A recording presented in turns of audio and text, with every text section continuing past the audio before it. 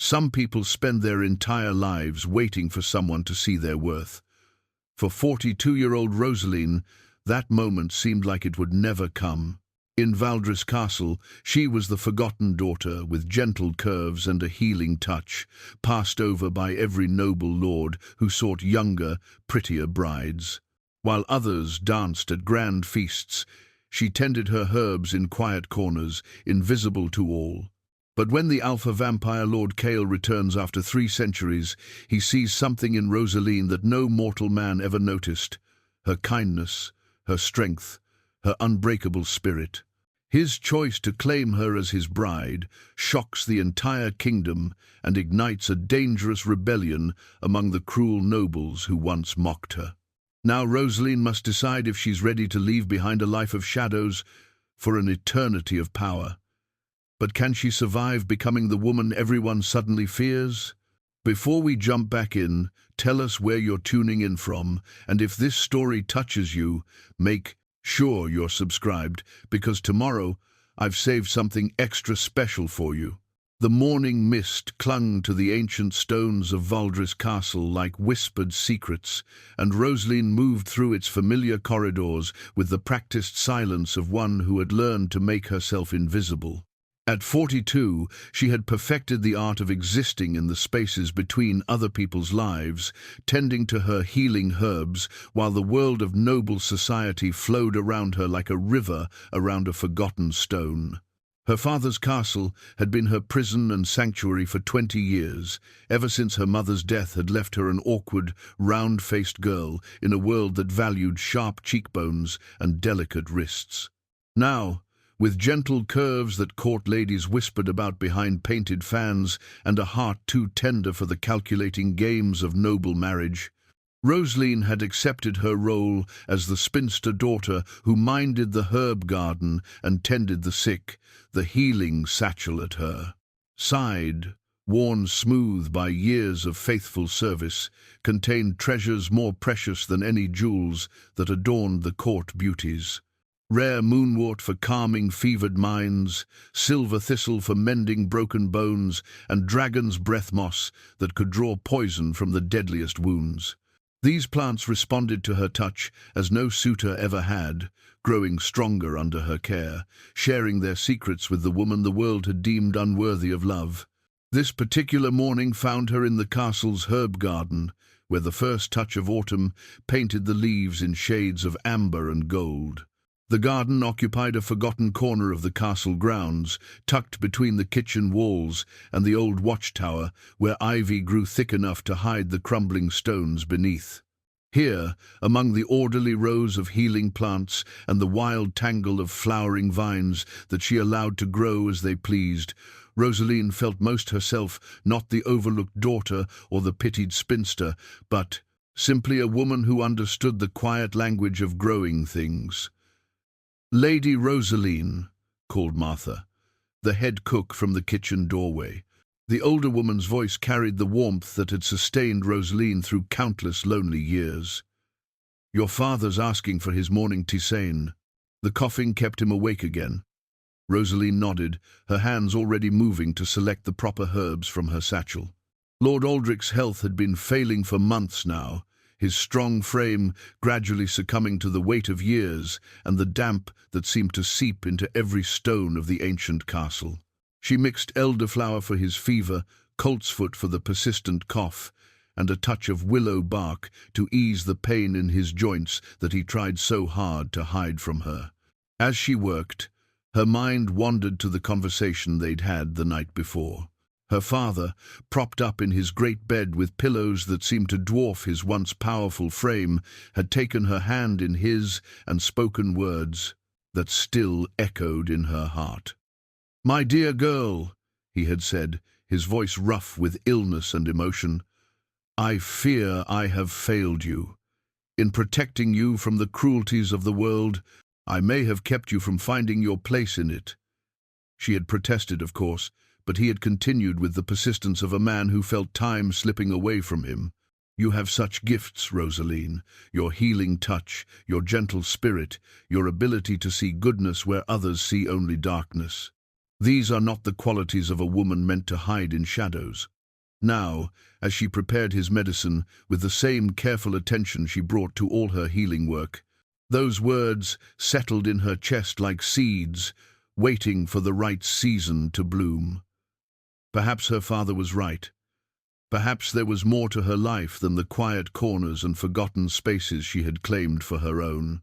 The castle around her told the story of centuries, its stones worn smooth by countless hands and feet, its halls echoing with the ghosts of ancient conversations.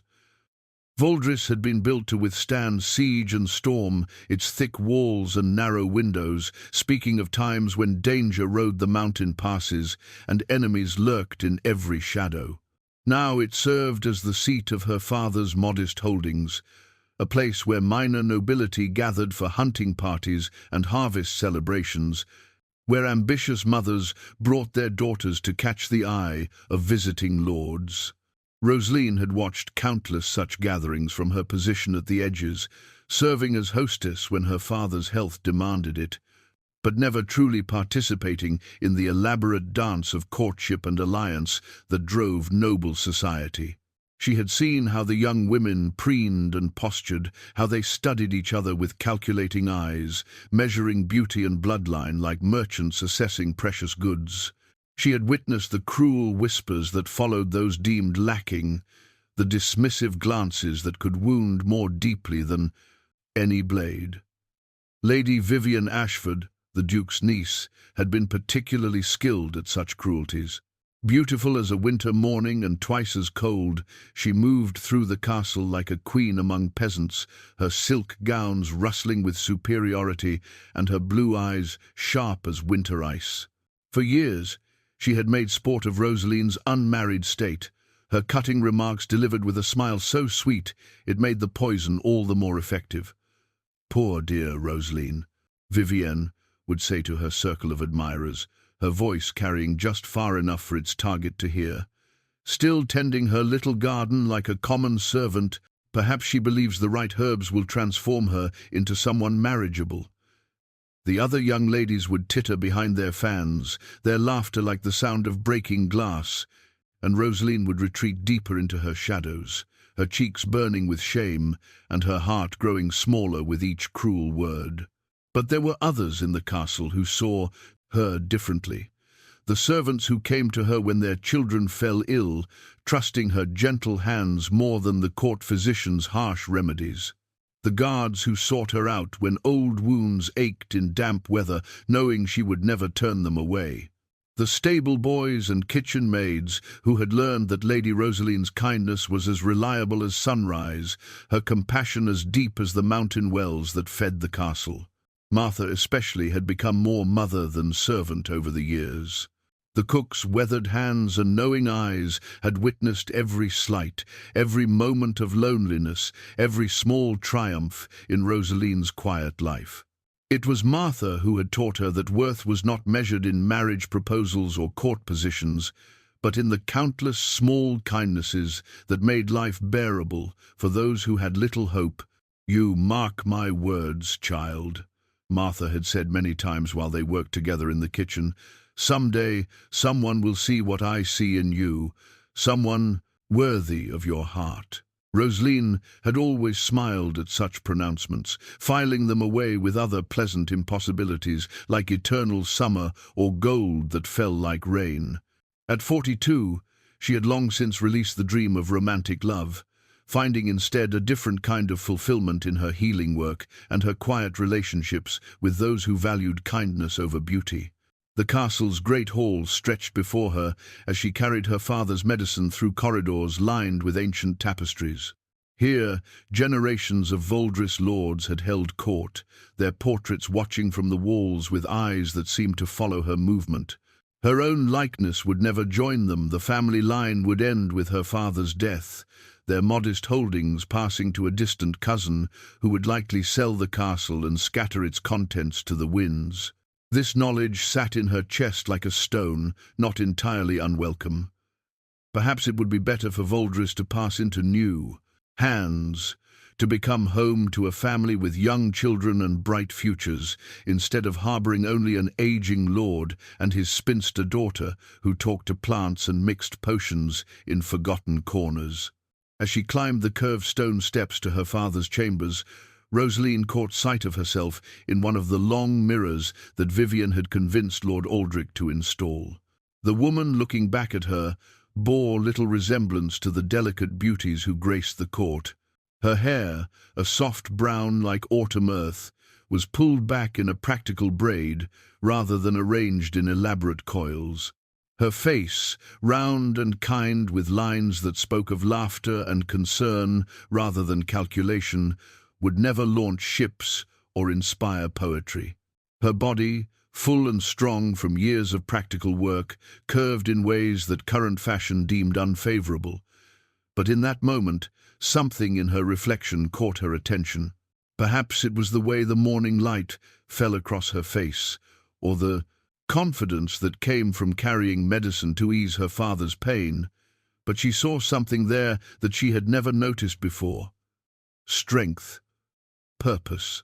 A quiet dignity that no amount of mockery could diminish. She was still studying her reflection when the castle bells began to toll in the distance, their bronze voices carrying across the valley with news of visitors approaching the gates. Roselene sighed, knowing that her father would want to receive whoever had come calling, despite his illness. It would mean another day of hovering at the edges, while more suitable women caught the attention of whatever lords or merchants had business at Valdris. But as she turned away from the mirror and continued toward her father's chambers, Roselene carried with her a strange, new awareness.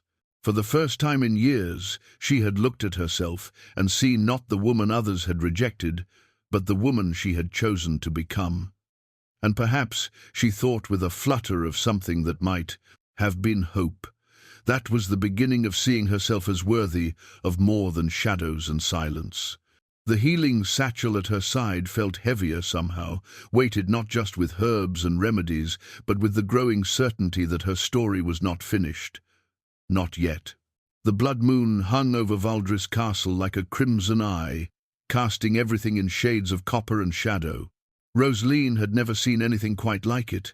The harvest moon she remembered from childhood had been golden and welcoming, but this celestial visitor seemed to pulse with an otherworldly energy that made her skin prickle with unease.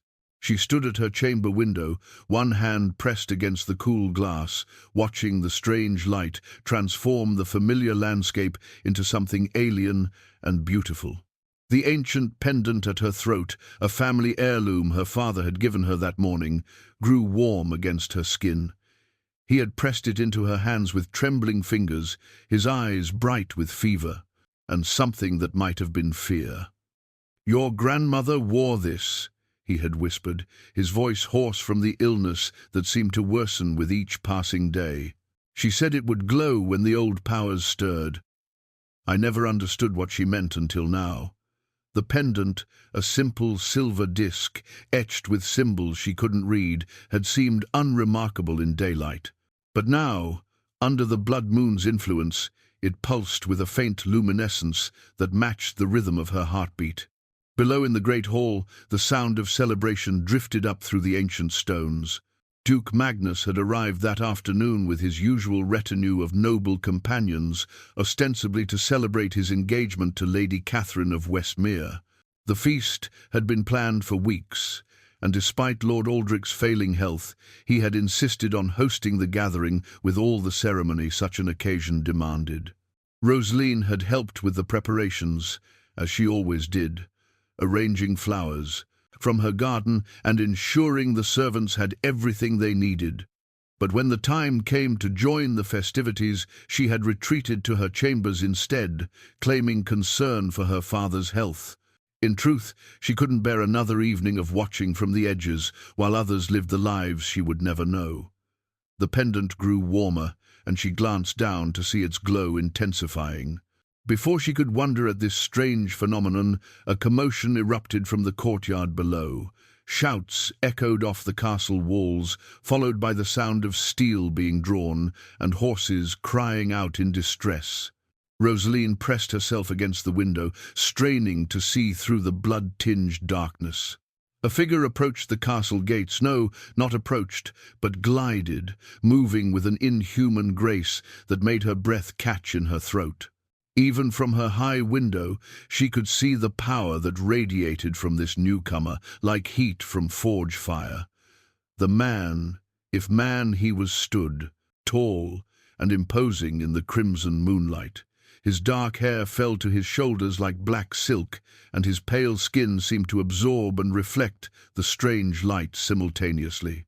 He wore clothes that spoke of wealth and authority, a long coat that billowed behind him despite the absence of wind, and boots that made no sound on the cobblestones. But it was his presence that truly commanded attention. Even from her distant vantage point, Roselene could feel the weight of centuries pressing down from him, the accumulated power of ages beyond mortal reckoning. This was no ordinary nobleman come to pay respects to Duke Magnus. The castle guards, brave men who had faced down bandits and wild beasts without flinching, fell back before him like wheat before a scythe. Their weapons trembled in their hands, and she could hear their voices crack with fear as they called out challenges they clearly hoped would not be answered. "I am Kael, Lord of the Night Court," the stranger announced. His voice carrying impossibly clearly through the night air. "I have come to claim what is mine by ancient right."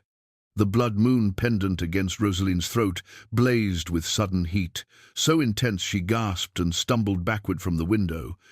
When she looked down, the silver disk was glowing like a captured star, its light visible even through the fabric of her gown. Ancient right. The words echoed in her mind as fragments of half-remembered stories surfaced from childhood.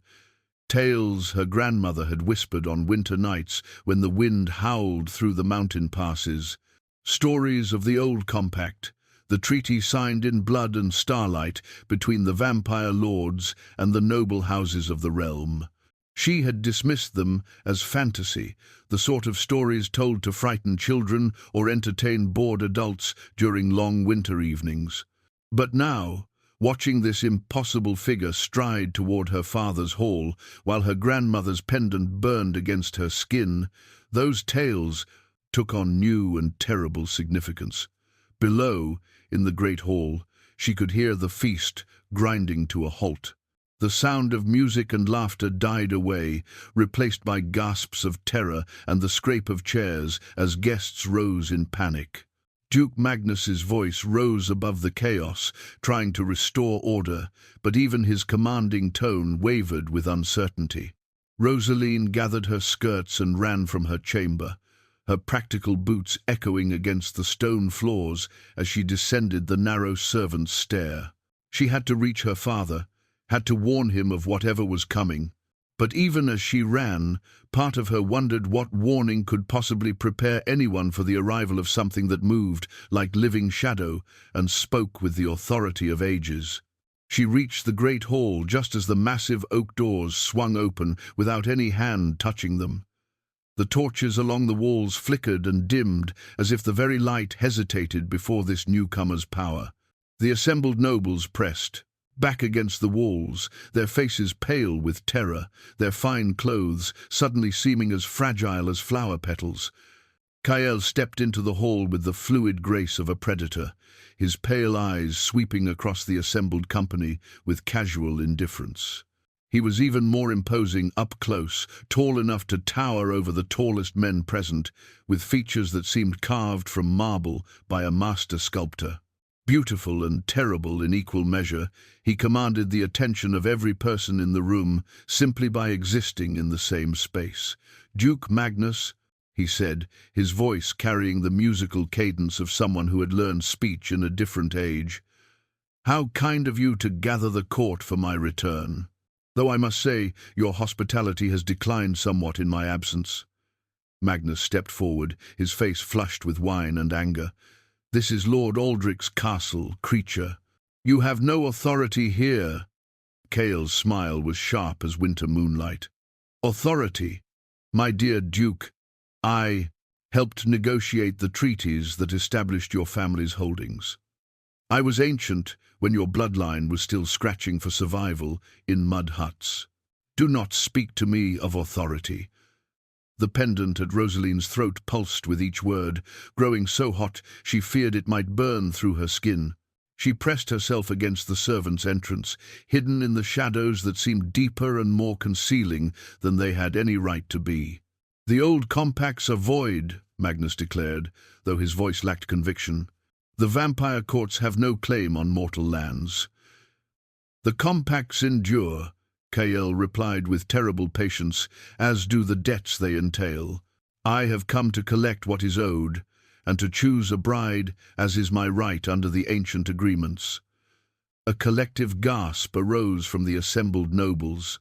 Several young ladies fainted outright, their carefully arranged ringlets falling across faces gone white as parchment. Others clutched at their father's arms, their eyes wide with terror at the thought of being chosen by such a creature. But Kael paid them no attention. His pale eyes moved across the room with predatory focus, dismissing each terrified beauty without a second glance. Lady Vivienne, resplendent in cloth of gold and jewels that caught the torchlight like captured stars, pressed herself against the wall as his gaze passed over her as if she were invisible. And then his eyes found Roselene in her shadowed corner, and the world seemed to hold its breath. For a moment that stretched like eternity, vampire lord and forgotten daughter stared at each other across the crowded hall. His expression shifted from casual assessment to something deeper, more intense, as if he saw something in her that no one else had ever noticed. The pendant at her throat blazed so brightly that several nobles cried out in alarm. Kael's eyes widened slightly, and then his terrible, beautiful smile returned. "There," he said, his voice cutting through the terrified silence like a blade through silk. "I have found her." The silence that followed Kael's declaration stretched like a taut bowstring, ready to snap at the slightest provocation. Roselene felt every eye in the hall turned toward her, some filled with disbelief, others with a cruel satisfaction at seeing the forgotten daughter thrust into such terrible prominence. The blood moon pendant at her throat continued to pulse with otherworldly light, its warmth now spreading through her entire body like liquid fire. "No," she whispered, the word escaping her lips before she could stop it. "You're mistaken. I'm no one. Just a servant." Kael moved toward her with that impossible grace, the crowd parting before him as if he were Moses and they the Red Sea. Each step brought him closer to her shadowed corner, and with each step the pendant's glow intensified until it cast dancing shadows on the ancient stone walls. "A servant?" His voice held gentle amusement, as if she had made a charming jest. "My dear lady, you wear the pendant of House Valdris, a talisman that has not glowed for 3 centuries. Your blood carries echoes of power that sing to my very soul. You are many things, but servant is not among them." Duke Magnus stepped forward, his face flushed with wine and indignation. "This is preposterous. She's a spinster past her prime, unsuitable for any noble union, let alone silence." The word cracked through the air like a whip, and Magnus stumbled backward as if physically struck. Kael's eyes never left Roselene's face, but the temperature in the hall seemed to drop several degrees. "I did not ask for your opinion on my choice, Duke. Nor do I require it." Lady Vivienne laughed, a sound like breaking crystal that cut through the tension. "Surely you jest, my lord. Roselene is hardly the sort of woman to attract such elevated attention. Perhaps if you were to consider someone more suitable." She stepped forward with fluid grace, her golden hair catching the torchlight and her blue eyes sparkling with calculated allure. Even in her terror, Vivienne could not resist the opportunity to display her beauty, to prove her superiority over the woman she had tormented for years. But Kael's gaze remained fixed on Roselene, and when he finally spoke, his voice carried a note of steel that made everyone in the hall step back. "I have lived for 8 centuries, child. In that time, I have seen beauty that could stop the sun in its course, and grace that could make angels weep with envy. What you offer is pretty enough, I suppose, but it holds no more interest for me than a painted doll." Vivian's face went white, then flushed crimson with humiliation. She retreated to the safety of the crowd, her composure finally cracking under the weight of such casual dismissal. Roselene pressed herself against the wall, her heart hammering so loudly she was certain everyone in the hall could hear it. "Please," she managed, her voice barely. Above, a whisper. "I don't understand what's happening. I don't understand any of this." "Then let me explain." Kael stopped just beyond arm's reach, close enough that she could see the ancient wisdom in his pale eyes, the weight of centuries that sat upon his shoulders like an invisible crown. "Long ago, when this castle was young and the world was darker, my people made a compact with the noble houses of this realm. We would protect them from threats beyond mortal understanding, and they would honor certain obligations." He gestured toward the pendant at her throat, which pulsed in response to his attention. "That trinket marks you as more than you know. It was forged in the early days of the compact, given to a daughter of House Valdris who showed the gift of sight, the ability to see beyond the veil that separates the mortal world from the realms of shadow and starlight. Grandfather's stories." Roselene breathed, fragments of memory surfacing like bubbles in still water. "He used to tell tales of the old agreements, but I thought you thought them fantasy, as did most of your generation." Kael's smile held no mockery, only understanding. "The gift has been dormant in your bloodline for generations, sleeping until the time was right for its awakening. That time is now." Lord Aldrich's voice cut through the tension, weak but determined. "You will not have her." Roselene turned to see her father leaning heavily on his walking stick, having descended from his chambers despite his illness. His face was pale as parchment, but his eyes burned with protective fire. "Whatever compact our ancestors made, it dies with me. Father, please." Roselene started toward him, but Kael's voice stopped her. "Lord Aldrich." The vampire inclined his head with genuine respect. "Your concern for your daughter does you credit. But the compact is not so easily broken. The debt remains, and I have waited long for one worthy to claim." "Debt?" Aldrich's voice cracked, like a whip. "What debt could possibly—" His words died as understanding dawned in his eyes. His face went grey, and he sagged against his walking stick as if the weight of realization was too much to bear. "The plague, 23 years ago, when Roselene's mother—" He couldn't finish the sentence. Kael nodded solemnly. "The demon pestilence that swept through the valley would have claimed every soul in this castle and the surrounding villages. I turned it aside at your desperate plea, Lord Aldrich. The price then was a promise that when I returned, I would choose a bride from House Valdris." "But there is no one else," Aldrich whispered. "Roselene is all that remains of our line. Indeed, which makes her choice in this matter rather important, don't you think?" All eyes turned to Roselene again, and she felt the weight of their expectations pressing down on her like a physical thing. The pendant at her throat seemed to whisper secrets in a language she almost understood, and, for a moment, she could swear she sensed something else, a presence, ancient and patient, that had been waiting for this moment across centuries of darkness. "I don't," she began, then stopped, pressing a hand to her temple as images flashed through her mind.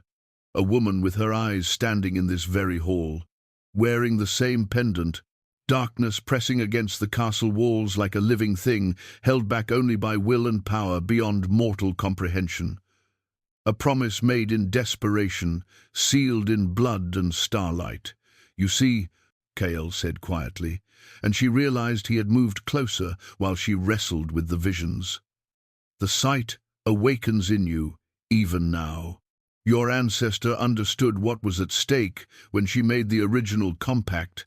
The forces that threaten this realm have not diminished with time. If anything, they have grown stronger in the shadows, waiting for weakness to exploit. "What are you saying?" she asked, though part of her already knew. "I am saying that your choice affects more than just your own fate, Lady Roselene. The compact protects not just Valdris, but all the lands under its aegis. Without it," he gestured toward the blood moon visible through the tall windows, "do you think it coincidence that the old signs stir now, that powers long sleeping begin to wake?" Duke Magnus pushed forward again, his face twisted with anger and something that might have been fear. "You cannot expect her to agree to such madness. She's a simple countrywoman, not some supernatural bride." "The choice is hers," Kael replied, never taking his eyes from Roselene's face. "As it must be. A compact made without willing consent has no power." In the sudden quiet, Roselene could hear her father's labored breathing, could feel the weight of every gaze in the hall. The pendant at her throat pulsed once more, and suddenly she could see them all clearly, not just their faces, but their natures. Magnus's barely concealed hunger for power, Vivienne's poisonous envy and fear, the other noble's mixture of terror and fascination, and her father's love, deep and protective and heartbreaking in its intensity. But when she looked at Kael, what she saw surprised her most of all: loneliness. A vast, aching solitude that stretched back across centuries, the weight of immortal responsibility, borne without companion or equal. He was asking her to share that burden, to step into a darkness she couldn't fully comprehend. "I need time," she said finally, the words coming from some source of strength she hadn't known she possessed. It's too much to decide in a single moment." Kael inclined his head with grave courtesy. "Of course, until tomorrow's sunset then. I shall await your answer." He turned to address the still stunned assembly. "The ancient laws protect this place, and all within it, until the compact is resolved. You have nothing to fear while you remain within these walls." And with that, he simply faded into shadow, leaving behind only the lingering scent of night-blooming flowers and the echo of words that would change everything.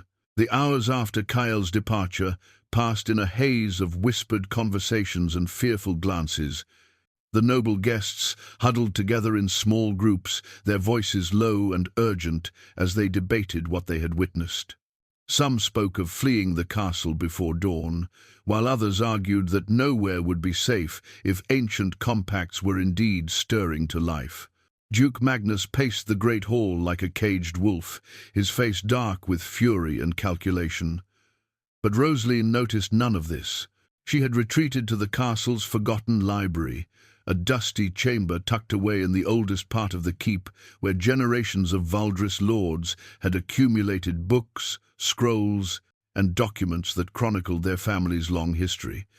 If answers were to be found anywhere, they would be here among the leather-bound volumes that smelled of age and secrets. The blood moon pendant still hung warm against her throat, its glow dimmed but not extinguished. By its faint light, she pulled tome after tome from the shelves, searching for any reference to the compact Kael had mentioned. Her hands shook as she turned pages yellow with age, her mind struggling to process what she had learned about her heritage and the impossible choice that lay before her. It was Martha who found her there near midnight, curled in a window seat with an ancient grimoire spread across her lap. The cook's weathered face creased with concern as she set down a tray of tea and honey cakes, settling her bulk into a nearby chair with a grunt of relief. "Child, you'll ruin your eyes reading in this dim light," Martha said, though her voice held more affection than scolding. "And you need food. You barely touched your supper." "Martha," Roselene said without looking up from the crumbling pages, "what do you remember about the plague that came when I was 19? The one that killed my mother?" The older woman was quiet for a long moment, her hands folding and unfolding the fabric of her apron. "Dark days, those were. Darker than you know, I think. Tell me, please. I need to understand." Martha sighed deeply, her eyes distant with painful memory. "It came from the eastern mountains, that sickness did. Not like any plague the healers had seen before. Took folks fast and cruel, and nothing could stop it. Your dear mother was tending the sick in the village when it claimed her, bless her soul. But it stopped, Roselene pressed. The records I've found here are incomplete, but they all agree the plague simply ended. Suddenly, after claiming hundreds of lives, it just disappeared. Aye, it did, like a candle snuffed out. Martha's voice dropped to barely above a whisper. Your father, he was half mad with grief and fear. Spent 3 days locked in his chambers, and when he came out, she shook her head. Something had changed in him, something broken and mended, different. Roselene's finger traced the faded ink of the grimoire's pages, where she had found fragments of the story Kael had told, references to the compact of blood and starlight, mentions of debts paid in darkness, and always the recurring symbol that matched the pendant at her throat. He made a bargain, she said quietly, to save the castle, to save everyone who remained. I wouldn't know about such things, Martha said, but her tone suggested she knew more than she was willing to say. I only know your father loves you more than his own life, and whatever choice he made back then, he made it to protect you and all of us. They sat in comfortable silence for a while, the only sound, the crackling of logs in the fireplace, and the whisper of pages, as Roselene continued her research. The grimoire spoke of bloodlines and supernatural gifts, of families chosen to serve as bridges between the mortal world and the realm of shadows. The Valdris line, it claimed, had been among the first to accept such responsibility, their daughters blessed or cursed with the sight that allowed them to see beyond the veil. He said, I have the gift, Roselene murmured, more to herself than to Martha, that it's awakening in me now. And do you? Martha asked. Feel different, I mean? Roselene considered the question. Ever since Kael's arrival, the world had seemed sharper somehow, as if a gauze had been lifted from her eyes. She could sense emotions more clearly, the fear radiating from the nobles, the protective love from her father, the barely contained rage from Duke Magnus. And there were other things, stranger perceptions that she couldn't yet name. Yes, she admitted. I think I do. A soft knock at the library door interrupted her thoughts. Both women turned to see Lord Aldrich standing in the doorway, his face gaunt but determined. He moved slowly into the room, accepting Martha's offered arm for support as he settled into a chair across from his daughter. You've been reading about our family history, he observed, noting the scattered books and scrolls. Trying to understand, Roselene replied. About the compact, about what you agreed to when you saved us from the plague. Her father's eyes filled with pain and regret. I never wanted you to learn of it this way. I hoped, he shook his head, I hoped the debt would die with me, that you could live a normal life, free from the shadows of our ancestors' choices. But it didn't die, she said gently. And now, I have to choose. You don't have to do anything. Aldrich's voice grew stronger, fueled by paternal protectiveness. I won't have you sacrificed for my mistakes. We'll find another way. What other way? Roselene closed the grimoire and leaned forward, her eyes meeting her father's. Everything I've read here suggests the compact is binding, and if Kael spoke truly about the threats that still exist, Kael. Aldrich spat the name like a curse. What do we truly know of his motives? He speaks of protection and duty, but he is a creature of darkness. How can we trust anything he says? It was a fair question, one that had been troubling Roselene since the Vampire Lord's departure. But as she remembered the moment when their eyes had met across the hall, she recalled something else she had seen in his ancient gaze. Not just loneliness, but a deep weariness that spoke of centuries spent in service to others, of sacrifices made without recognition or gratitude. I don't know if we can trust him, she said slowly, but I think he was telling the truth about the compact, about the danger. As if summoned by her words, a low rumble echoed through the castle walls. The three occupants of the library froze, listening as the sound grew louder, not thunder, but something else, something that seemed to come from beneath the earth itself. The pendant at Roselene's throat flared to life, its silver surface blazing with warning light. "What?" Aldrich began, but his words were cut off as the rumble became a roar. The very stones of the castle seemed to vibrate with otherworldly energy, and through the library's tall windows they could see shapes moving in the darkness beyond the blood moon's light. Shapes that defied description, flowing like shadow given form and purpose. He said the ancient laws would protect us while we remained within these walls, Roselene whispered. But even as she spoke, cracks appeared in the stone around the windows. Whatever was approaching had power enough to challenge even Kael's protection. Martha crossed herself, her face pale with terror. "Sweet Mary, preserve us!" The pendant's light intensified until it filled the library with silver radiance, and suddenly Roselene could see them clearly, the things that pressed against the castle's supernatural defenses like tide against a crumbling seawall. They were hunger given form, malevolence shaped by will, and ancient malice.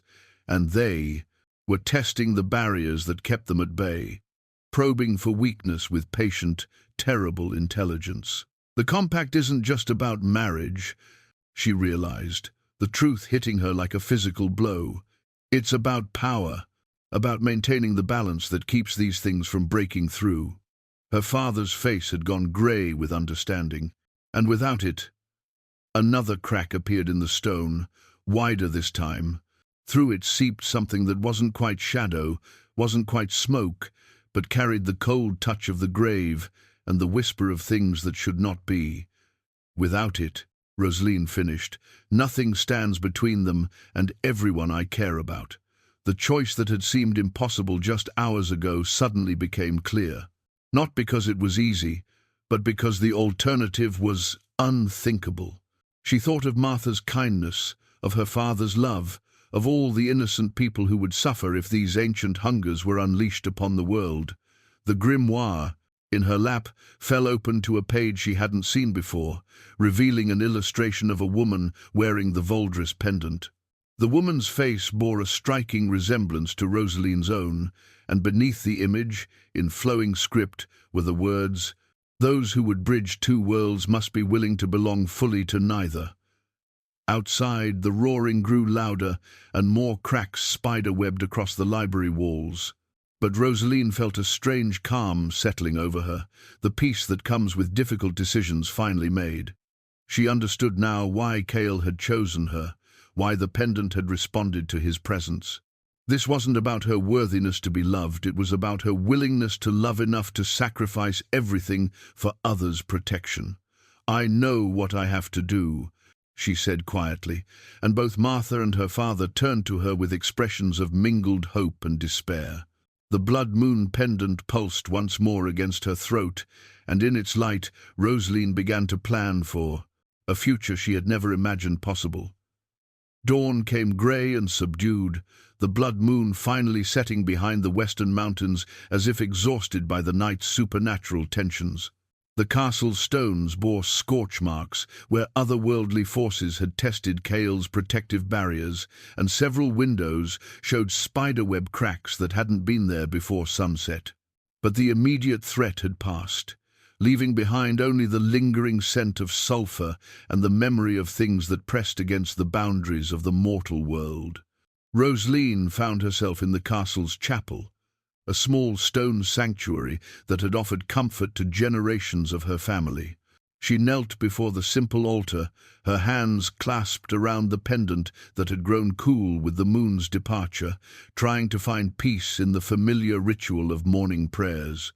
But her mind kept wandering to the choice that awaited her, and the strange dreams that had filled what little sleep she'd managed to find. Dreams of a man with ancient eyes, standing in moonlit gardens, his face filled with a loneliness that stretched across centuries. Dreams of dancing in halls that existed beyond the veil of mortal perception, where music played that could break hearts with its beauty and mend them with its hope. Dreams that felt less like imagination and more like memory, as if some part of her had always known this moment would come. "My lady?" The voice belonged to Thomas, one of the castle's young pages, his face pale with nervousness. "Lord Kael requests your presence in the rose garden, if you're willing, that is." She nodded, rising from her knees with a grace she didn't feel. "Tell him I'll be there shortly." The rose garden occupied a sheltered courtyard behind the castle's main keep, where climbing roses had been coaxed to grow along the ancient walls in a riot of red and white blooms. It had been her mother's favorite place, and Roselene had continued tending it in the years since, finding solace in the simple act of nurturing beauty in a world that often seemed determined to crush it. Kael stood among the roses like a figure from a medieval illumination, his dark clothing a stark contrast to the delicate flowers that surrounded him. In daylight, his otherworldly nature was even more apparent. The too pale skin that seemed to glow with inner light, the way shadows clung to him despite the morning sun, the sense that he occupied space differently than mortal beings. But it was his expression that caught her attention. Gone was the commanding presence from the night before, replaced by something softer, more uncertain. He looked, she realized with surprise, almost vulnerable. "Lady Roselene," he inclined his head with the same grave courtesy he had shown before. "Thank you for coming. I hope the night's disturbances didn't trouble you overmuch." "You mean the things that tried to break through your protection?" She moved among the roses, her fingers trailing over familiar petals as she spoke. "They came because of the compact, didn't they?" "Because it's weakening." "You understand more than I expected." There was approval in his voice, tinged with something that might have been relief. "Yes, they sense the approaching choice. If the compact fails, they'll be free to hunt in our world." She turned to face him fully, noting how he kept his distance, as if afraid his presence might somehow contaminate the garden's innocence. "My research last night was quite illuminating." "And your conclusion?" Instead of answering directly, she drew closer to him, studying his face with the new perception that seemed to grow stronger with each passing hour. "You're afraid," she said quietly. "Not of those things you've faced worse than them across the centuries. You're afraid of me." "Of my answer." His composure cracked slightly, a flicker of ancient pain crossing his features before he regained control. "I have waited a very long time, Lady Roselene. Longer than you might imagine. The thought that I might have to continue waiting—" He stopped, shaking his head. "Forgive me. I don't mean to pressure you with my personal concerns." "How long?" she asked. "How long have you been alone?" The question seemed to surprise him. For a moment, the mask of regal authority slipped entirely, revealing the man beneath the vampire lord's power. 3 centuries since my last companion chose to seek the final rest. 5 centuries before that since—" He paused, as if the words were difficult to speak. "Since I had someone who understood both sides of my nature, the protector and the predator, the guardian and the monster." Roselene felt her heart clench with unexpected sympathy. She had known loneliness, 20 years of it, in fact, but her isolation was nothing compared to the vast solitude he described. "And you think I could be that person? Someone who sees all of you and doesn't flee in terror?" "I think," he said carefully, "that you have the strength to choose love over fear, should you find something worthy of loving. The pendant responds to you because you carry the gift of sight, yes, but also because you possess something far rarer, the ability to see darkness and not be consumed by it." As if summoned by his words, the pendant at her throat grew warm again, pulsing gently against her skin. But this time, instead of warning or supernatural alarm, it felt almost welcoming, like a door opening between 2 rooms that had been sealed too long. From his coat, Kael withdrew a necklace that took her breath away. The moonstone centerpiece was large as a robin's egg, its surface shifting with inner light that seemed to hold captured starlight. The silver setting was worked with intricate patterns that hurt to look at directly, as if the metal had been forged in places where mortal eyes were never meant to see.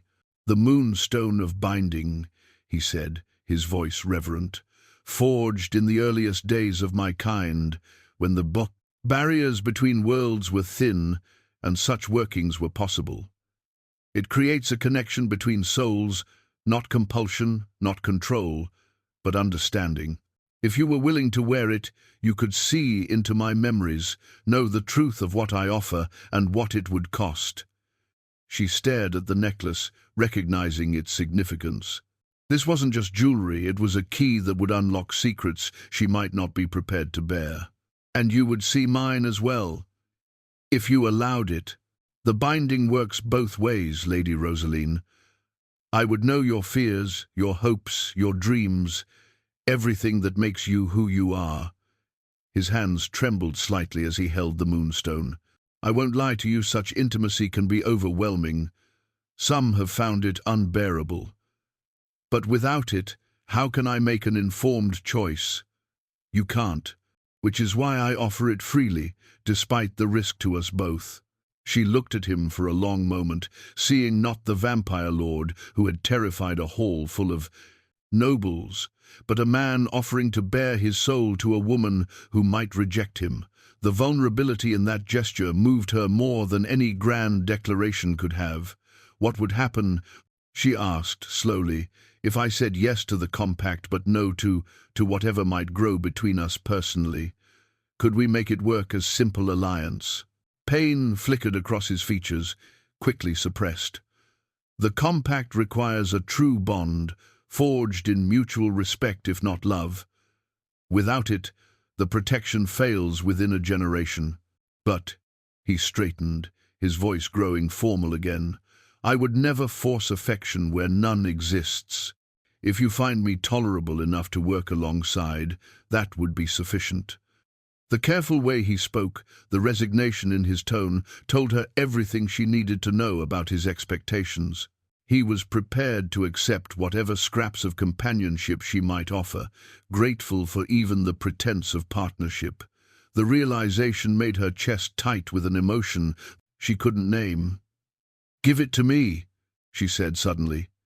He blinked, clearly startled. "The necklace? I need to understand what I'm choosing. All of it." She held out her hand, palm up. "If we're going to do this, it should be with complete honesty between us." His fingers brushed hers as he placed the moonstone in her palm, and the moment their skin touched, she felt it a jolt of connection that went deeper than physical sensation.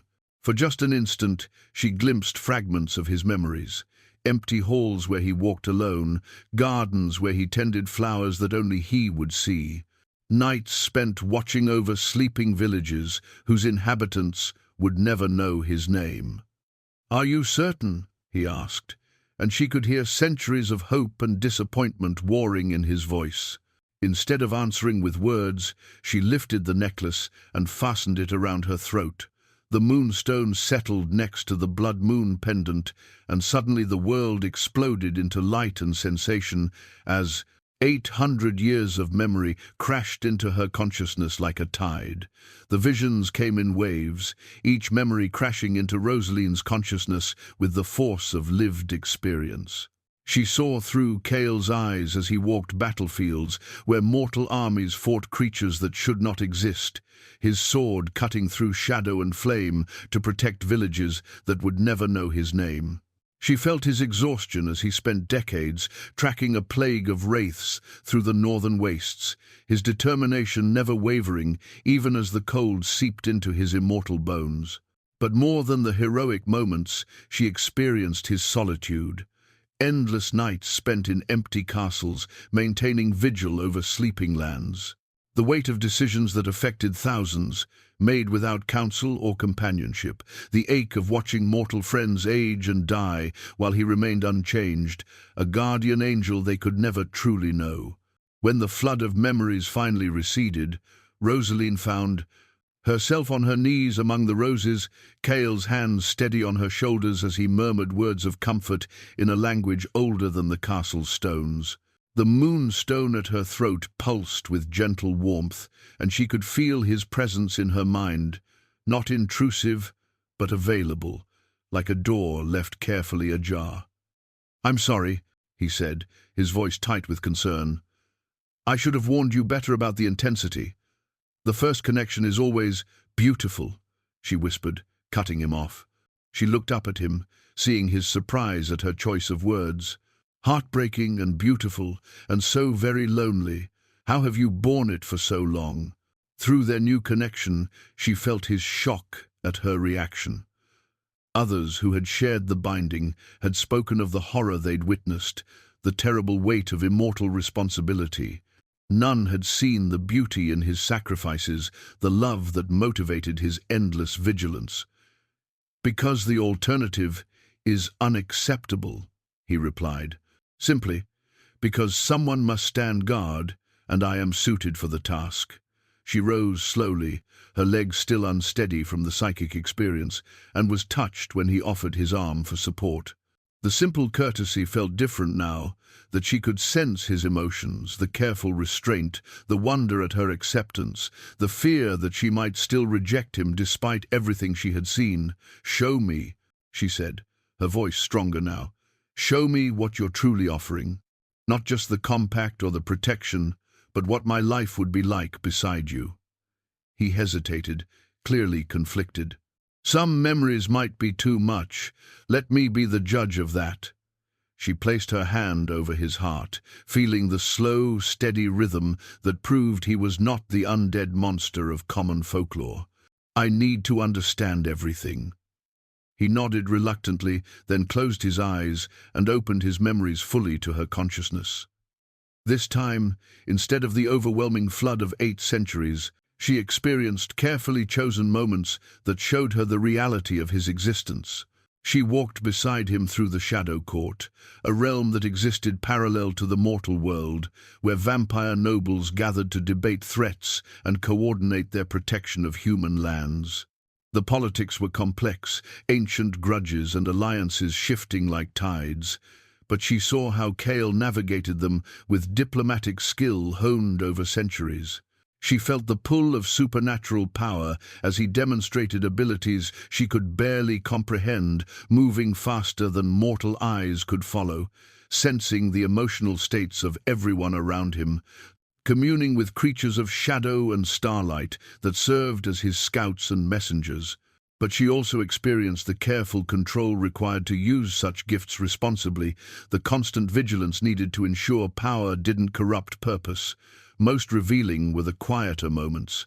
She saw him in libraries that spanned multiple dimensions, researching threats before they could manifest in the mortal realm. She felt his pleasure as he tended gardens in hidden sanctuaries, places where he cultivated rare plants that bloomed only in moonlight. She experienced his joy when he successfully negotiated peace between feuding vampire houses, preventing conflicts that would have spilled into the human world. When the visions ended, she found herself crying not from pain or fear, but from the overwhelming realization of what he had given up for duty. "You could have anything," she said through her tears. "Any pleasure, any indulgence. Your power is vast enough to take whatever you desired. But you chose service instead." "Not quite chose," he corrected gently, offering her his handkerchief with old-world courtesy. "I was born to this, as you were born to the sight. But I have tried to make it into something worthy rather than merely endured." Through their connection, she felt his surprise as she reached up to touch his face, her fingers tracing the sharp line of his cheekbone. "And love? Is there room for that in such a life?" "I hope so," he said quietly, leaning into her touch with a vulnerability that made her heart ache. "I have dreamed of it for so long, someone who could see all of me and choose to stay. Someone who could be partner rather than protected charge, equal rather than responsibility." Before she could respond, a commotion erupted from the castle courtyard. Shouts echoed off the stone walls, followed by the sound of steel being drawn and horses stamping in distress. Both Roselene and Kael turned toward the noise, their new bond allowing her to feel his instant alertness, the way his protective instincts flared to life. "Duke Magnus," Kael said grimly, his enhanced senses providing information she couldn't access. "He's rallying the nobles, trying to organize some kind of intervention." They hurried from the garden toward the main courtyard, where they found chaos erupting among the castle's guests. Magnus stood on the mounting block, his face flushed with righteous anger as he addressed the assembled nobles who had gathered around him like sheep around a shepherd. "We cannot allow this abomination to continue," he declared, his voice carrying clearly across the courtyard. "To permit a daughter of noble blood to consort with such a creature is an affront to God and nature alike." Several younger lords nodded agreement, their faces set with the kind of moral certainty that Roselene had learned to distrust. Lady Vivienne stood at Magnus's side, her beauty marred by the vindictive satisfaction that twisted her features as she spotted Roselene approaching. "Ah, here comes the bride-to-be now," Vivienne called out sweetly, her voice carrying poison beneath its musical tone. "Tell us, dear Roselene, what promises has this monster made to turn your head so completely?" "Lady Vivienne," Roselene replied calmly, drawing on the new strength that flowed from her connection to Bond. "Kael, I would think you'd be grateful that someone else's choice removes me from any competition for suitable husbands." The barb hit home, causing Vivienne to flush with anger. But before she could respond, Magnus stepped forward, his hand resting on his sword hilt in a gesture that was clearly meant to be threatening. "You will not mock the concerns of your betters, girl," he snarled. "Your father may indulge your delusions, but I will not stand by and watch you damn us all with your selfish choices."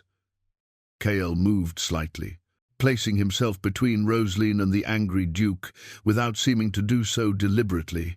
But she could feel his power stirring, like storm clouds gathering on a distant horizon. "Duke Magnus," Kael said with deadly politeness, "I believe you misunderstand the situation. Lady Roselene's choice is her own to make, and the consequences are mine to bear." "Consequences?" Magnus laughed, a harsh sound without humor. "You speak of consequences while demons press against our very walls? While unnatural forces gather in the darkness? Your presence here has brought nothing but corruption and terror." "My presence here," Kael replied, his voice dropping to a register that seemed to resonate in the very stones of the castle, "is all that stands between you and forces that would reduce this realm to ash and bone. The compact protects you, Duke, all of you. Without it, we would be free of your kind entirely." Magnus drew his sword in a motion that sent sunlight flashing along its steel edge. "I say we end this charade here and now." The assembled nobles murmured uneasily, some stepping back from the confrontation, while others moved closer, their own hands drifting to their weapons. Roselene could feel the situation spiraling toward violence, could sense through her bond with Kael how carefully he was controlling his response to avoid escalating the danger. But she could also see something else, the crimson cloak that Magnus wore. Over his fine clothes, richly embroidered with symbols that made her newly awakened sight recoil in instinctive warning. She had seen those symbols before, in the grimoire she had studied the night before, marking rituals that had nothing to do with protecting the realm and everything to do with seizing power from those who wielded it responsibly. "You're not trying to protect anyone," she said suddenly, her voice cutting through the tension like a blade through silk. "You're trying to break the compact yourself. That cloak you wear, those symbols, they're not noble heraldry. They're binding marks, designed to steal supernatural authority." The courtyard fell silent as every eye turned toward her. Magnus's face went white, then flushed crimson with rage and fear. "You don't know what you're talking about," he blustered, but his hand moved instinctively to cover the embroidered symbols on his cloak. Through her connection to Kael, Roselene felt his sudden understanding, his ascend and descend, recognition of patterns he had seen before across the centuries. A usurper, he said quietly, his voice carrying clearly in the morning air. You seek to claim vampire authority for yourself, to become something between mortal and immortal. But the rituals you're attempting, they require the blood of a bound pair to succeed. The truth hit Roselene like a physical blow. That's why you wanted to prevent the compact. Not to protect anyone, but because you need us both dead to steal what we're meant to protect. Magnus's mask slipped entirely, revealing the naked ambition and hunger that had driven his opposition. This realm needs stronger leadership than doddering old lords and monster protectors who care nothing for human advancement. I would make us masters of our own fate. You would make yourself master of everyone else's, Kael corrected, his power finally stirring to manifest. Shadows deepened around him despite the morning sun, and the temperature in the courtyard dropped, noticeably, and damned them all in the process. The confrontation that had been building since Kael's arrival finally erupted into open conflict, but now Roselene understood it for what it truly was, not a question of her worthiness to be loved, but a battle for the very soul of the realm they all called home. The confrontation in the courtyard might have erupted into immediate violence, but Lord Aldrich's voice cut through the tension like a blade through silk. Enough. Despite his illness, Roselene's father commanded attention as he emerged from the castle, leaning heavily on his walking stick, but radiating the authority of generations of noble blood. There will be no drawn steel in my courtyard while I yet live. Duke Magnus turned toward the older man, his face twisted with frustration and barely contained rage. Lord Aldrich, you cannot seriously mean to allow this travesty to continue. Your daughter consorts with a creature of darkness, while demons press against our very end. Gates! And what would you have me do instead? Aldrich asked mildly, though Roselene could see the steel beneath his calm demeanor. Break faith with agreements made in blood and starlight? Abandon the protections that have shielded our realm for centuries. The old ways are ending, Magnus declared, raising his voice so that all the assembled nobles could hear. We need new strength, new leadership. The vampire courts grow weak and complacent. It's time for mortal men to take control of our own destiny. Through her bond with Kael, Roselene felt his sudden, sharp attention, like a hound catching a familiar scent. Something in Magnus's words had triggered recognition, pieces of a puzzle clicking together in ways that revealed a far more dangerous picture than simple political ambition. Tell me, Duke, Kael said with deceptive casualness, how long have you known about your heritage? The question seemed to strike Magnus like a physical blow. His face went white, then flushed, crimson, as every noble in the courtyard turned to stare at him with sudden suspicion and growing alarm. I don't know what you mean, Magnus said, but his voice lacked conviction, and his hand moved instinctively to the crimson cloak that had caught Roselene's attention. The shadow crown of Valdris, Kael continued, his voice carrying clearly across the suddenly silent courtyard. An artifact I helped forge centuries ago, designed to reveal the true nature of those who would rule. It responds to blood specifically, to blood that carries supernatural heritage. Your cloak, Duke Magnus, bears its mark. You're not fully human, are you? Roselene felt the pieces clicking into place through their shared connection. The symbols on Magnus's cloak weren't just binding marks, they were identification marks, signs that revealed his mixed nature to those who knew how to read them. And if he was part vampire himself, Dampier, she breathed, the word carrying implications that made her blood run cold. You're half vampire. The assembled nobles gasped and stepped back from Magnus as if he carried plague, their faces reflecting horror and betrayal. In their world, the revelation that one of their own carried supernatural blood was tantamount to discovering a viper in their midst. But Magnus only laughed, a sound without humor that echoed off the castle walls like broken bells. Clever girl. Yes, I carry the blood of both races, and I am stronger for it. While you cower before creatures like him, he gestured dismissively toward Kael, I have learned to claim their power as my own. Whose blood do you carry? Kael asked, though Roselene could feel through their bond that he already suspected the answer. Does it matter? Magnus shed his cloak entirely now, revealing the true extent of the symbols that covered his fine clothes beneath. They weren't just embroidered, they had been carved into his very flesh over years of painful ritual, creating permanent binding, marks that pulsed with stolen power. What matters is that I refuse to bow before the old agreements any longer. The time of vampire lordship is ending. A new age begins now. From the castle walls around them, shadows began to flow like liquid darkness, pooling in the courtyard as Magnus's power manifested. But these weren't the controlled shadows that answered Kael's call. These were hungry things, twisted by stolen authority and fed on pain rather than purpose. Malakar, Kael said, the name carrying the weight of ancient hatred. Your Malakar's get. I should have sensed it sooner, but the binding marks mask your true scent. My sire taught me well before you murdered him. Magnus snarled, his human mask finally slipping entirely. He showed me how the vampire courts could be brought down from within, how their own protections could be turned against them. All it requires is the right bloodshed at the right moment.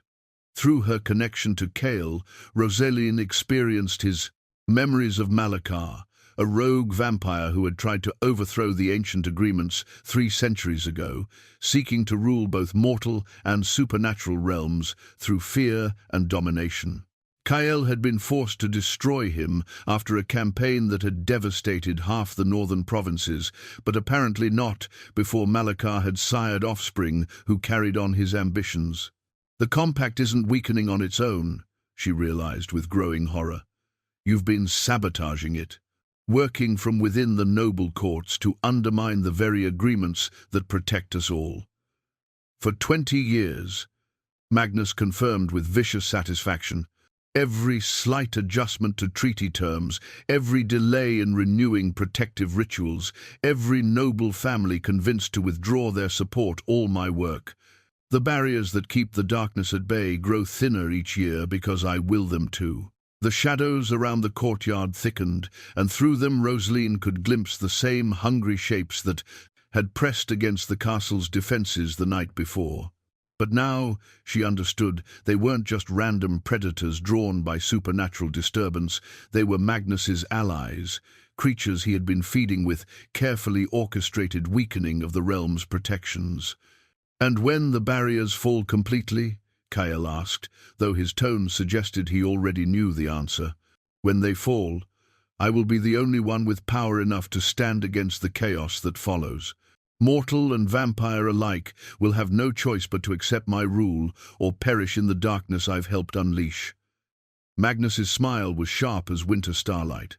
All I needed was the blood of a properly bound pair to complete the ritual that would transfer full vampire authority to my bloodline. How thoughtful of you both to provide exactly what I require. The attack came without warning. Magnus moved with inhuman speed, his stolen power manifesting as shadow-wrapped claws that reached for Roselene's throat. But Kael was faster, his own supernatural abilities flaring to life as he intercepted the strike with movements too quick for mortal eyes to follow. The impact of their collision sent shockwaves through the courtyard, cracking stone and shattering windows as Vampire Lord and Vampire Usurper fought with power that had never been meant for mortal spaces. The other nobles screamed and fled, some toward the castle's interior while others ran for the gates, desperate to escape the supernatural forces now unleashed in their midst. But the shadows that poured from Magnus's binding marks were faster than fleeing mortals, flowing like liquid night to surround the courtyard and trap everyone within. Several nobles fell to their knees as the darkness touched them, their life force being drained to fuel Magnus's power even as they watched in helpless horror. "Stop!"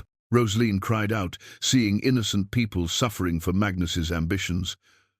"Leave them alone, they have nothing to do with this." "They have everything to do with this," Magnus snarled, even as he traded devastating blows with Kael that left furrows in the ancient stone. "They are the weakness, that has allowed the old ways to persist, their fear of change, their willingness to hide behind vampire protection instead of claiming strength for themselves.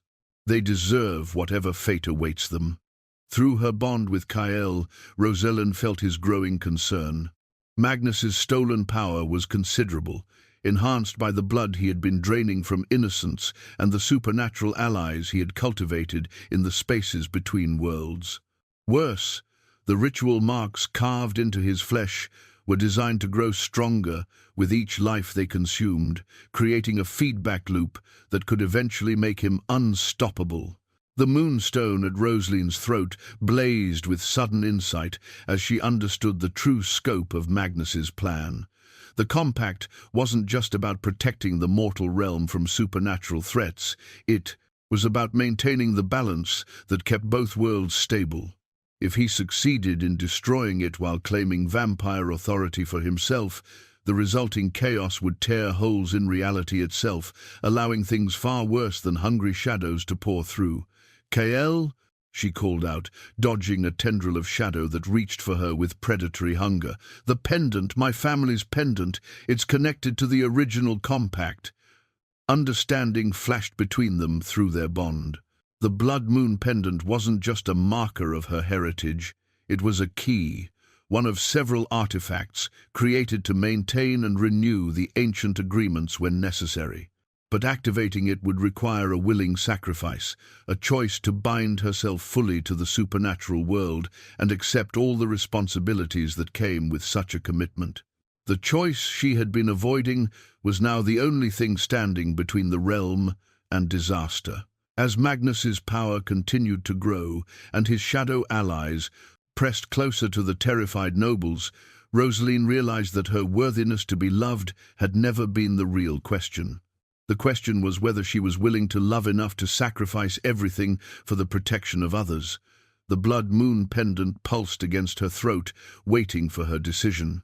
The battle between Kael and Magnus raged through the courtyard with supernatural fury, their conflict sending ripples of power that cracked stone and shattered glass throughout the ancient castle. But even as she watched the vampire lord she had come to care for fight for their lives, Roselene's attention was drawn to the deeper implications of what Magnus had revealed. 20 years of careful sabotage. 20 years of weakening the very foundations that protected the realm from supernatural predators. The hungry shadows pressing against the courtyard's edges weren't just attracted by the conflict, they were Magnus's allies, creatures he had been systematically feeding through deliberate holes in the protective barriers. The blood moon pendant at her throat pulsed with increasing urgency, and suddenly she could see the true scope of the damage Magnus had inflicted. Lines of force that should have been bright with protective energy were dim and fraying, held together by little more than habit and the fading strength of agreements made centuries ago. Without immediate renewal, the entire network would collapse within hours, leaving not just Valdris, but the entire realm, defenseless against things that should never touch the mortal world. "Martha," she called out, spotting the older woman helping wounded nobles toward the castle's interior. "Get everyone inside and bar the doors. Don't let anyone leave the protected areas, no matter what happens out here." The cook's weathered face was pale with terror, but she nodded grimly and began herding the panicked nobles with the same authority she used to manage kitchen staff. Lord Aldrich, despite his failing health, moved among the wounded with surprising strength, his voice steady as he organized the evacuation and offered what comfort he could to those too injured to flee. A crash of supernatural force sent both Kael and Magnus tumbling across the cobblestones, their inhuman resilience the only thing preventing the impact from shattering every bone in their bodies. Magnus rose first, his stolen power crackling around him like black lightning as he pressed his advantage. "You're weakening, old guardian," he taunted, shadows coiling around his arms like living serpents. "How long since you had a proper challenge? How long since someone tested the limits of your legendary strength?" Kael's response was a surge of controlled fury that sent silver light blazing from his hands, cutting through Magnus's shadows like a sword through silk. But Roselene could feel through their bond that the Vampire was right. Kael was powerful, but he had been fighting alone for so long, shouldering responsibilities that should have been shared among many. The isolation that had marked his existence was now becoming a tactical disadvantage. The sanguine chalice materialized in Roselene's hands without conscious thought, the artifact responding to her desperate need for a way to help. The ritual cup was ancient beyond measure, its silver surface etched with symbols that seemed to shift and change when looked at directly.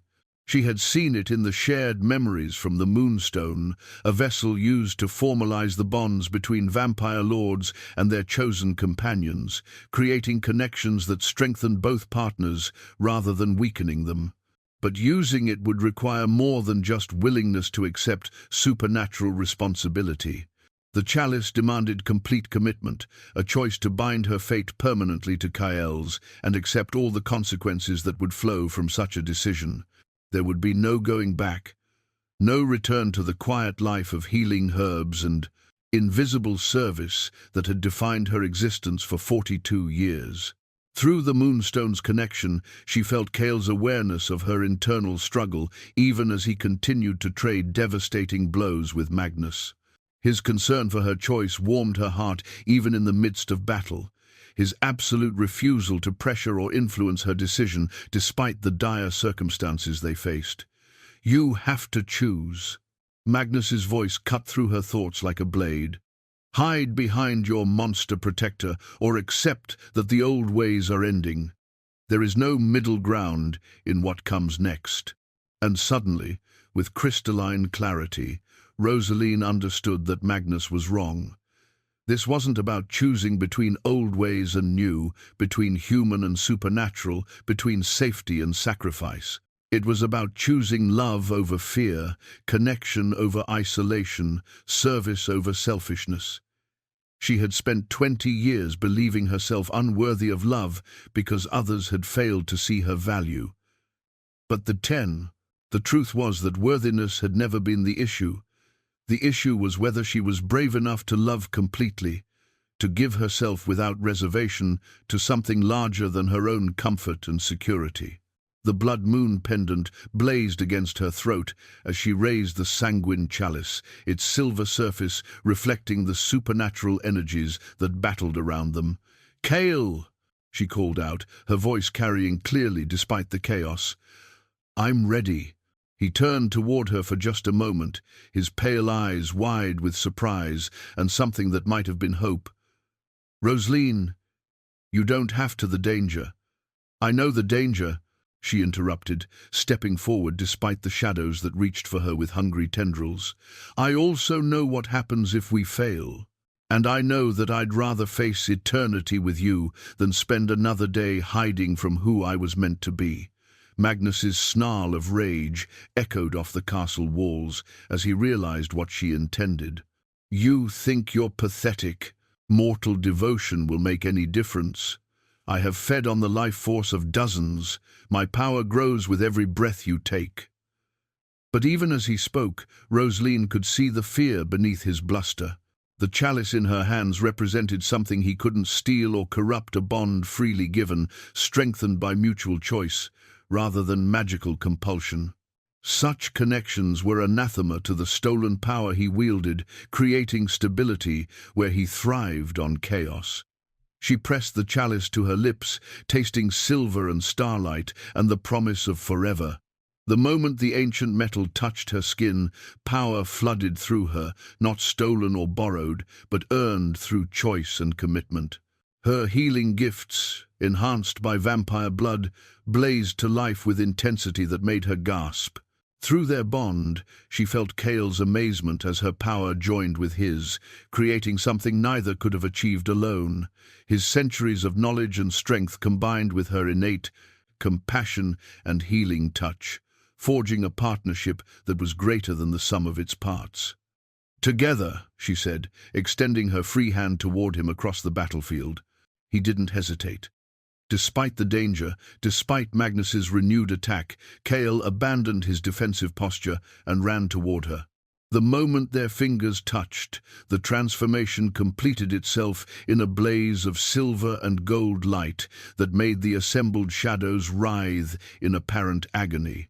Roselene felt the change flow through her body like molten honey, not painful, but overwhelming in its intensity. Her mortal limitations fell away like discarded clothing, replaced by awareness and capabilities that expanded her consciousness beyond anything she had thought possible. She could sense every living thing in the castle, could feel the ebb and flow of supernatural energies that governed the spaces between worlds. But more than power, she gained understanding. The compact wasn't just a treaty between species, it was a living thing, sustained by the willing sacrifice of those who chose to serve something larger than themselves.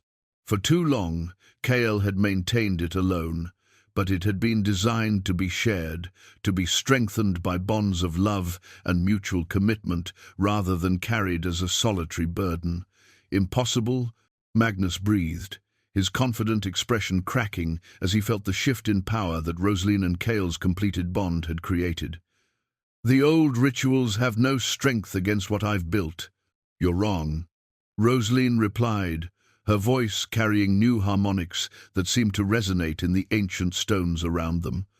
"What you built was always temporary, held together by stolen energy and others' pain. What we have is permanent, strengthened by choice and sustained by love." The shadows that had been pressing closer suddenly recoiled, their hungry advance checked by the blazing network of protective energy that now flowed from the newly bonded pair. The cracks, in reality, that Magnus had been deliberately creating began to seal themselves, reality reasserting its proper boundaries as the compact renewed itself with unprecedented strength. But Magnus wasn't finished yet. With a roar of frustrated rage, he drew upon reserves of power that made the air itself scream with tortured energy. The ritual scars carved into his flesh blazed with black fire as he prepared for one final desperate assault that would either destroy his enemies or consume him utterly. "If I cannot rule," he snarled, gathering shadows that seemed to drink light itself, "then I will ensure that no one else can either." The attack he unleashed was not aimed at Kael or Roselene, but at the castle's foundations themselves.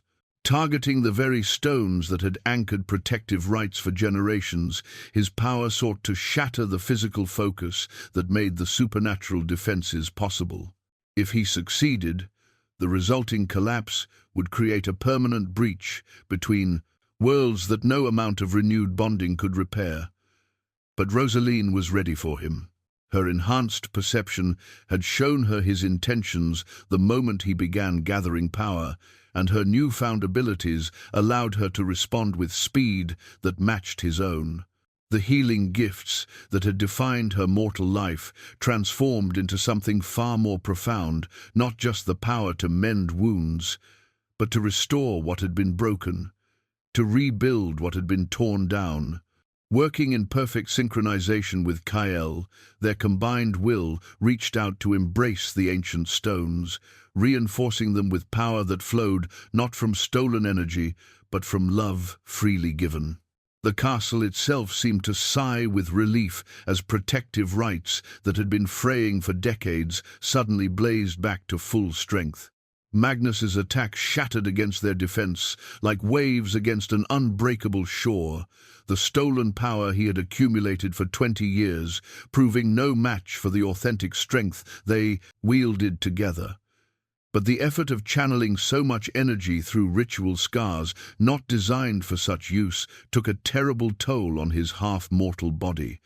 As dawn broke over the mountain peaks, painting the sky in shades of rose and gold, Magnus fell to his knees in the courtyard he had tried to destroy.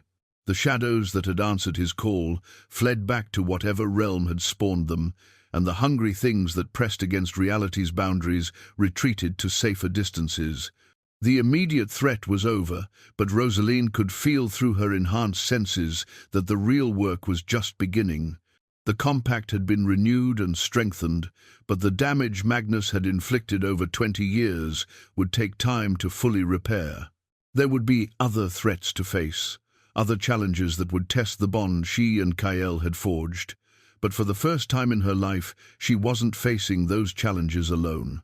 The eclipse blade materialized in Kael's hand as dawn light struck the courtyard, its star-forged steel humming with power that had been waiting centuries for this moment.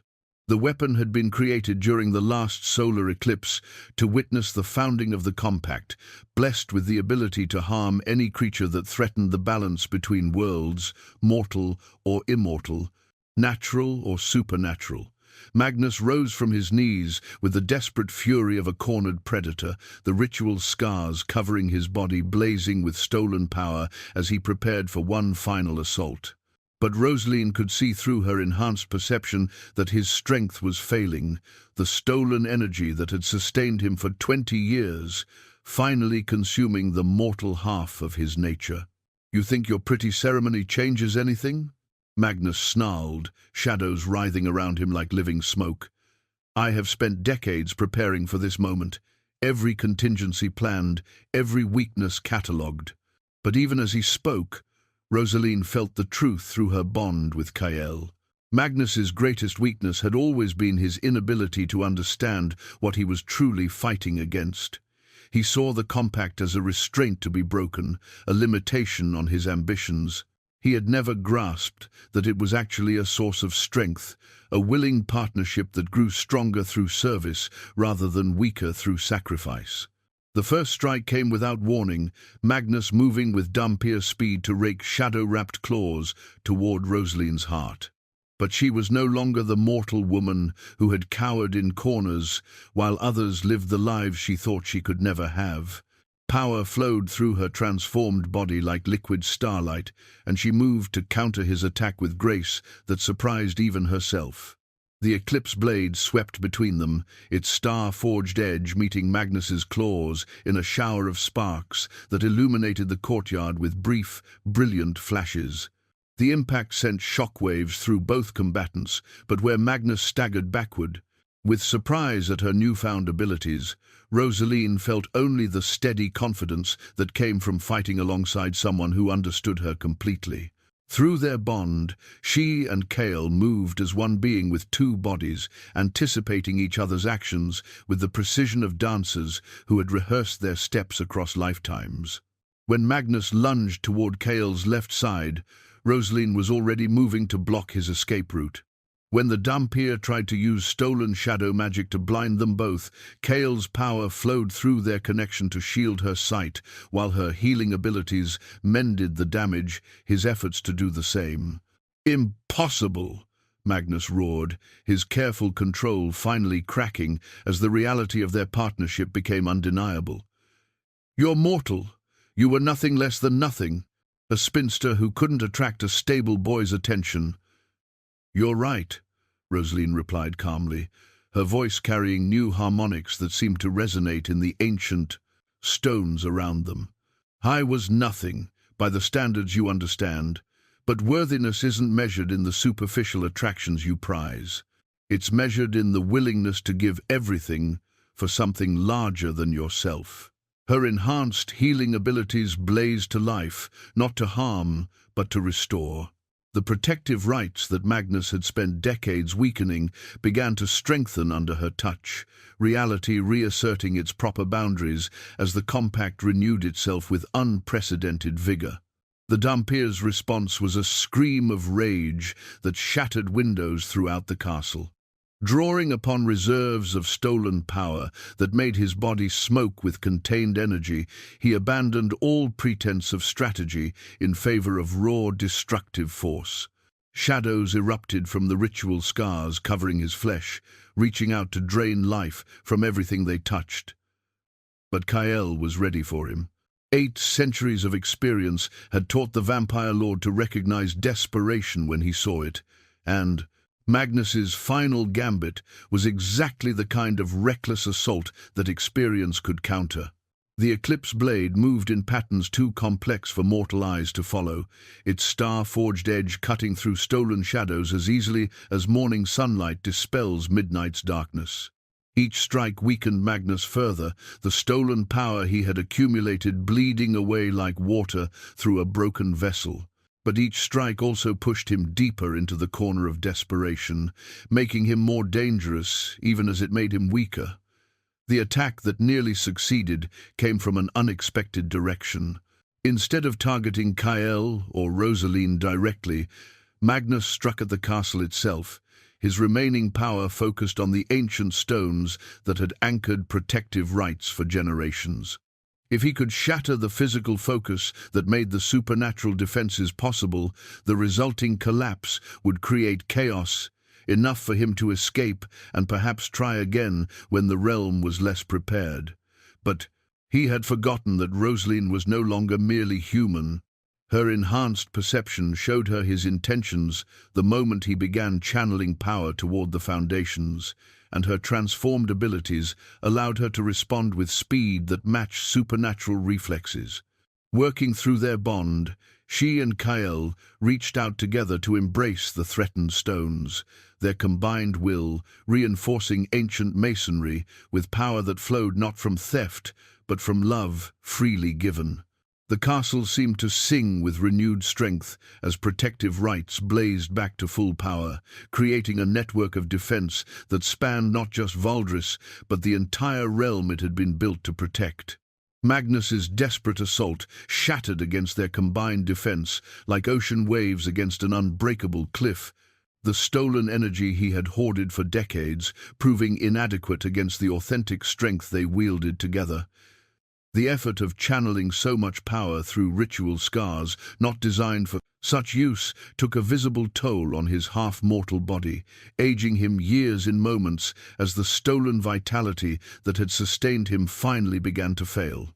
The heart of Valdris blazed to life as Roselene's transformed power reached into the deepest foundations of the castle, seeking the crystal core that had been placed there centuries ago by the First Lord to accept the supernatural compact. The artifact pulsed with accumulated energy from generations of willing service, its faceted surface reflecting not light, but the pure essence of love and sacrifice that had sustained the realm's protection across the ages. Magnus felt the moment when the heart awakened, his stolen power recoiling from its radiance like shadow fleeing dawn. For the first time since the battle began, real fear flickered across his face as he understood that all his careful planning, all his decades of sabotage, were being undone by something he had never truly comprehended.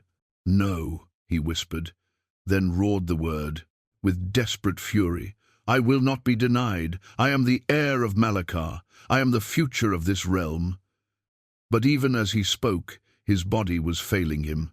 The ritual scars that covered his flesh had been designed to channel stolen power, not the authentic supernatural energy that Roselene and Kael wielded together. Each attempt to match their strength burned him from within, his half-mortal nature finally revealing its fundamental weakness. Through their bond, Roselene felt Kael's mixture of determination and compassion as he raised the eclipse blade for what they both knew would be the final strike. Even now, faced with an enemy who had spent 20 years undermining everything he had sworn to protect, the Vampire Lord took no pleasure in the necessity of what came next. "It didn't have to end this way," Kael said quietly, his voice carrying clearly despite the supernatural energies that raged around them. "You could have chosen partnership instead of dominion, service instead of power. The compact welcomes all who approach it with sincere intent." Magnus laughed, a broken sound that spoke of madness and despair. "Partnership? With creatures like you? I was meant to rule, not serve. I am noble blood and vampire power combined. I should command both worlds, not crawl before their supposed protectors. And there is your fundamental error," Roselene said softly, her enhanced perception showing her the twisted pathways that had led Magnus to this moment. "You see the compact as submission when it is actually the highest form of strength. You see love as weakness when it is the only force powerful enough to sustain true authority. The heart of Valdris pulsed brighter, its light revealing cracks in reality where Magnus's sabotage had weakened the barriers between worlds. But now, instead of expanding toward catastrophic collapse, those cracks were healing under the influence of renewed commitment and authentic power. Magnus made one final desperate lunge, not toward his enemies, but toward the castle gates, seeking escape rather than victory. But his stolen strength was exhausted, his half-mortal body pushed beyond all sustainable limits by the energies he had tried to wield. He stumbled and fell to his knees just steps from the courtyard's edge, his proud form reduced to a broken shadow of its former arrogance. Kael moved to stand over him, the eclipse blade's point hovering just above the Dampier's heart. But instead of striking immediately, he hesitated, offering one final chance for redemption. "Renounce the stolen power," he said formally. "Accept the compact's authority and submit to its judgment. There is still time to choose a different path." For a moment, hope flickered in Magnus's eyes, but then his face twisted with familiar rage and pride, and Roselene knew through her enhanced sight that he would never accept what he saw as submission, even to save his own life. "I renounce nothing," Magnus snarled, gathering the last fragments of his stolen strength for one final act of spite. "If I cannot rule, then I will ensure that—" The eclipse blade descended with mercy as much as justice, ending Magnus's threat before his final gambit could manifest. The Dampier's body dissolved into shadow and starlight, his stolen power finally returning to the sources from which it had been taken. In the sudden silence that followed, the only sound was the gentle pulse of the heart of Valdris as it continued its work of healing and restoration. Roselene felt the moment when the compact fully renewed itself, the network of protective energy that spanned the realm blazing back to full strength for the first time in decades. The hungry things that had pressed against reality's boundaries retreated to safer distances, no longer able to exploit the weaknesses Magnus had spent so long creating. But more than supernatural triumph, she felt the deep satisfaction that came from choosing love over fear, partnership over isolation. The woman who had spent 20 years believing herself unworthy of affection had discovered that worthiness had never been the issue. The issue had been finding someone who understood that true strength came from giving rather than taking, from serving rather than commanding. Through their bond, she felt Kael's overwhelming relief and joy, emotions made more profound by the centuries of loneliness that had preceded this moment. For the first time in his immortal existence, he was not carrying the burden of protection alone. "Is it finished?" she asked, though she already knew the answer through their connection. "This threat is ended," he replied, the eclipse blade dissolving into starlight as its purpose was fulfilled. "But the work of maintaining the compact continues. It will require constant vigilance, eternal commitment." She smiled, feeling no fear at the prospect of such responsibility. "Then it's fortunate I found someone worth sharing eternity with." The heart of Valdris pulsed once more, its light settling into the steady rhythm that would sustain the realm's protection for generations to come. 6 months had passed since the blood moon brought Kael to Valdris Castle, and the world had transformed in ways both subtle and profound. The dawn rose bloomed in Roselene's garden for the first time in living memory, its petals catching the morning light with an inner radiance that spoke of renewed hope and possibilities once thought impossible.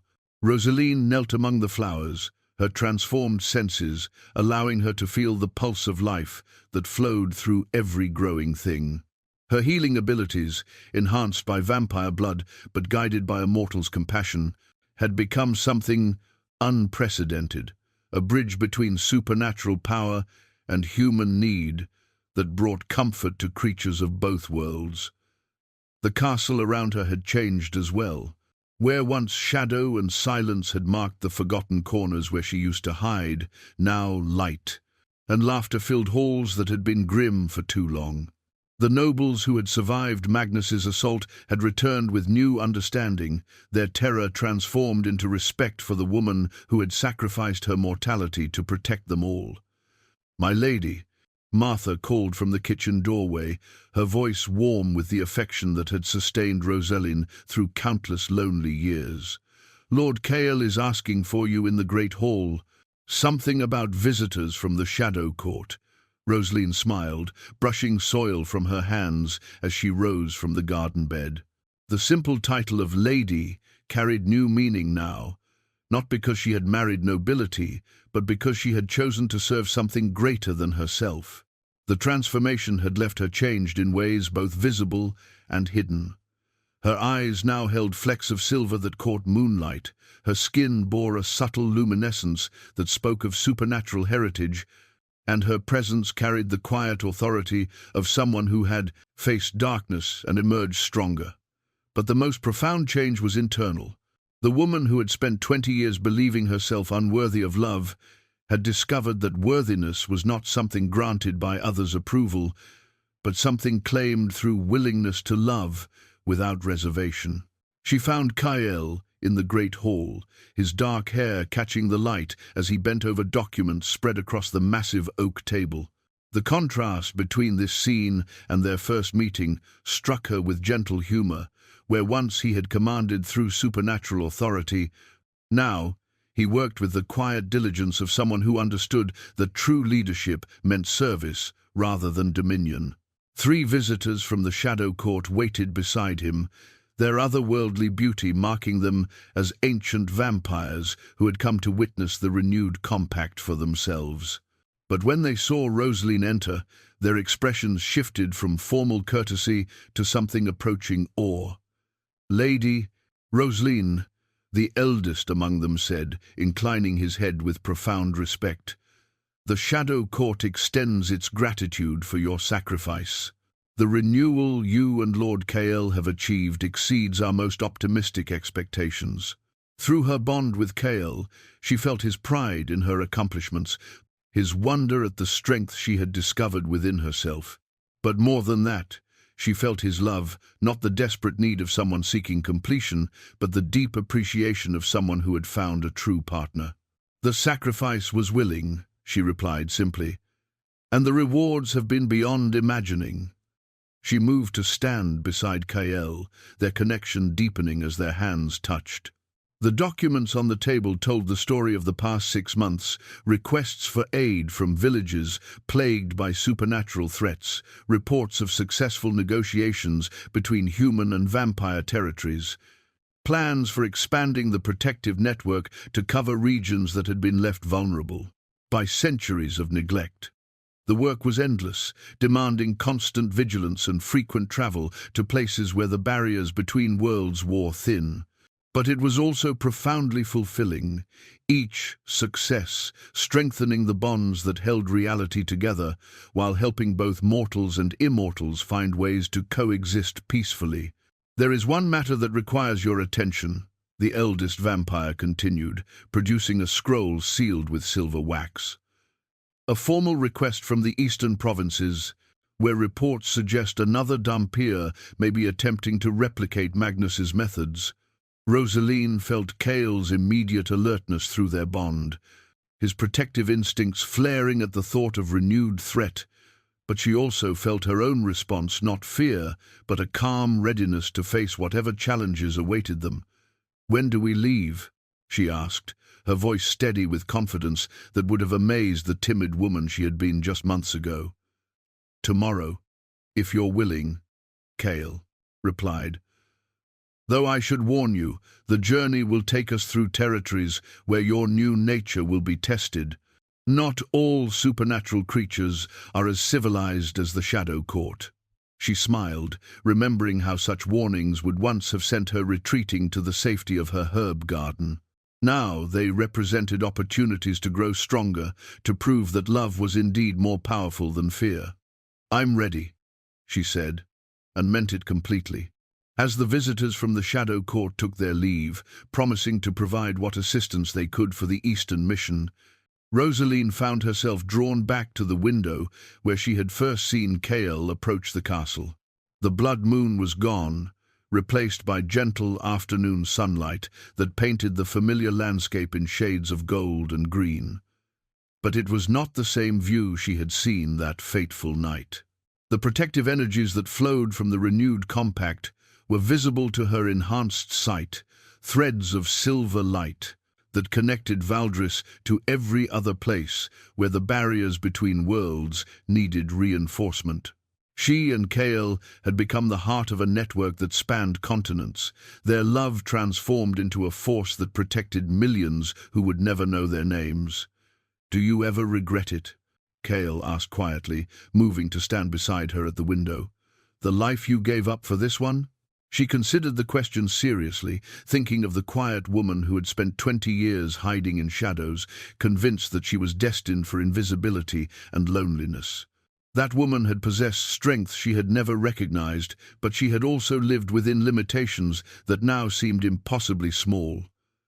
"I regret nothing," she said finally, turning to face the man who had seen her worth when no one else could. "The woman I was before was preparing for the woman I was meant to become. Every moment of loneliness taught me to value connection. Every experience of rejection taught me to recognize authentic love." Through their bond, she felt his deep contentment, the peace that came from finding someone who understood both the burden and the privilege of their shared responsibility. The vampire lord who had walked alone for 8 centuries now had a partner who chose to stand beside him, not from compulsion or duty, but from love freely given. The dawn rose in her garden bloomed eternal now, its petals catching light from both sun and moon, a symbol of hope that persisted even in darkness. Like the love that had transformed a forgotten daughter into a guardian of worlds, it proved that the most beautiful things often grew from the most unlikely soil. And in the great hall of Valdris Castle, where ancient stones held new promises and tomorrow's challenges waited with patient certainty, 2 souls who had found each other across impossible odds prepared to face eternity together.